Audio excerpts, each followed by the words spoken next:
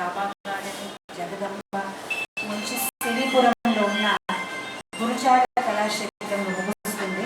స్వామివారికి వేదిక పైన తీసుకొచ్చి అక్కడ ఆయన 108 రకాల వంటలు సమర్పణ చేసే 108 రకాల ప్రసాదం ఆయనకి నైవేద్యం చేయడం జరుగుతుంది. తత్పర సంస్కృతి కార్యక్రమాలు కూడా జరుగుతాయి.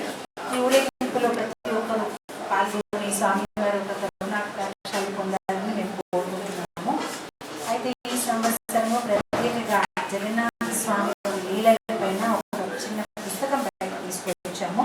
ఈ పుస్తకంలో అసలు జగన్నాథ స్వామి ఎవరు, ఆయన ఎలా ఆవిర్భావించారు, ఈ రథయాత్రలు ఎందుకు జరుగుతుంటామని అన్ని వివరాలు దీంట్లో ఉన్నాయి.